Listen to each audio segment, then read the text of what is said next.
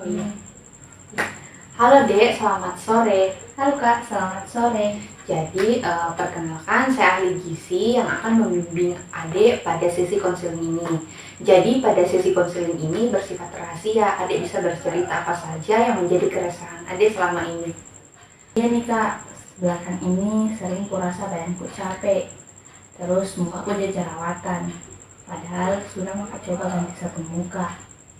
Jadi kepikiran Kak, mungkin karena makanku yang tidak benar.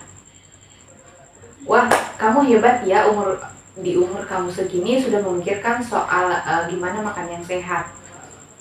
Bisa diceritakan pola makan kamu kayak bagaimana? Paginya itu sering nggak sarapan Kak, paling minum teh manis doang atau minum kopi. Siangnya makan nasi putih, ayam goreng, kadang makan mie instan. Terus malam, tergantung, kadang keluar makan dengan teman. Makan burger, ayam crispy, atau mie juga, banyak gorengan sih. Oh, oke, jadi makanan yang kamu makan ini cukup banyak makanan olahan dan berminyak, plus gula dari minuman. Terus jam makannya juga nggak beraturan atau bagaimana? Iya, tidak beraturan, apalagi kalau pagi. Kadang bangunnya itu terlambat ke sekolah, jadi nggak sempat makan apa-apa.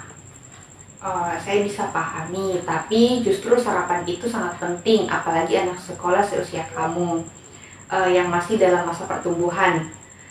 Sarapan bisa membantu kamu supaya lebih tetap fokus, terus menjaga energi. Nah, biasanya juga itu kalau sarapan bisa diatur metabolismenya, jadi tidak ngambil sembarangan saat siang. Ya juga sih, kalau nggak sarapan itu jadi cepat lapar dan pasti nyari jajan pas istirahat. Kadang makan roti coklat, donat, atau gorengan. Nah, itu dia efeknya kalau kita nggak sarapan. Jadi pada siang itu makanan kita jadi berlebihan dan lebih berlebihan. Jadi harus mulai sarapan tiap hari. Tapi bingung juga sih. Kadang tidak punya waktu pagi-pagi. Sebenarnya bisa disiasati itu bagaimana supaya bisa sarapan. Misalnya disiapkan memang nih dari malam harinya. Misalnya bikin saya sarapan yang simple, misalnya roti diisi mie telur rebus atau bikin smoothies dari buah. Nah, kamu bisa bikin smoothies dari buahnya itu dari malam, terus pas pagi itu bisa kamu ambil dari kulkas. Bisa tuh Kak, smoothies juga enak, bisa dicampur pisang, susu gitu ya. Nah iya, susu itu rendah lemak, bisa juga ditambahin madu sedikit supaya lebih kenyang. Dan itu bisa disiapkan dalam waktu 5-10 menit saja. Nah, selain soal sarapan, kamu juga cerita tadi ya tentang kulitmu yang jerawat. Iya, padahal dulu nggak separah ini Ci. Sekarang sering muncul di dahi sama dagu, padahal sudah juga coba ganti-ganti skincare. Jerawat itu sebenarnya bisa dipengaruhi oleh banyak hal. Salah satunya itu dari makanan. Makanan yang berminyak, manis, atau produk olahan bisa memicu produksi minyak berlebih dan terjadi inflamasi. Coba adik bisa perbanyak makan buah, sayur, dan minum air putih. Tidak terlalu suka makan sayur Kak, paling kalau disuruh Ci, baru sedikit. Buah juga cuma kadang-kadang. Mulai pelan-pelan baca saja dulu, misalnya suka makan wortel. Nah, dalam wortel itu bisa rutin konsumsi setiap hari, tapi konsisten. Buah juga bisa dijadikan cemilan sore daripada makan gorengan atau makanan yang manis toh. Nah, kalau soal cemilan, aku suka sekali makan ngemil malam. Kadang sambil nonton atau main game. Bisa satu bungkus kerupuk bisa satu hari habis sendiri. Itu sebenarnya sering terjadi kayak begitu, apalagi kalau ngemil sambil nonton atau main HP, tidak sadar nih seberapa banyak itu makanan kita makan. Jadi bisa dulu coba diganti cemilan seperti buah potong, smoothies atau kacang sangrai. Dan kalau makan itu sebaiknya duduk, ya jangan tidur main HP.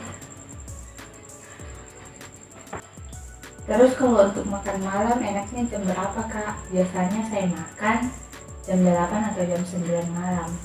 Makan malam itu jangan kita terlalu larut, bisa dicoba dulu sekitar jam 6 atau jam 7 malam. Tapi kalau memang kita tidak bisa, tetap diusahakan misalnya dengan porsi yang lebih ringan, porsinya lebih ringan dan rendah lemak. Bisa kita makan nasi yang lebih sedikit, ditambah protein hewani atau nabati seperti tahu atau tempe. Hindari juga gorengan, misalnya dikurangi porsinya, dan makanan cepat saji juga kalau bisa, karena kalau malam itu sebenarnya pencernaan juga butuh istirahat. Biasa Kak Jo main bulu tangkis seminggu 2 kali Kak, tapi selain itu nggak pernah ke olahraga. Cukup Ji? Sebenarnya lumayan.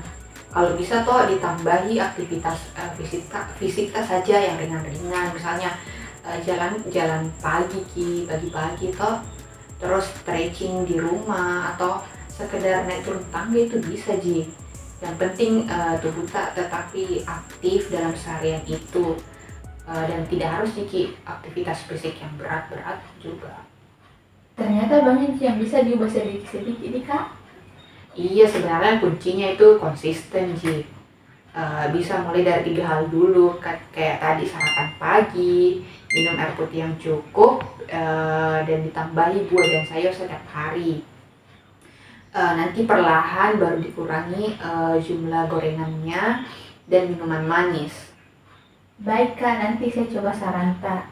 Bisa nanti konsul seminggu atau 2 minggu ke depan. Iya, bisa Ji, nanti dievaluasi toh dalam seminggu itu ya, apa saja yang relevan sama kondisi kita sama yang tidak. Nanti saya susunkan lagi saran-saran yang lebih bagus dan relevan sama kondisi kita seminggu ke depan. Makasih ya Kak, jadi lebih semangat. Makasih Kak. Sama-sama Dek, senang bisa membantu. Semoga saran-saran saya dapat dipahami dengan baik dan dipraktekkan di rumah ya. Nanti pelan-pelan hidupmu itu jadi lebih sehat, harapannya begitu.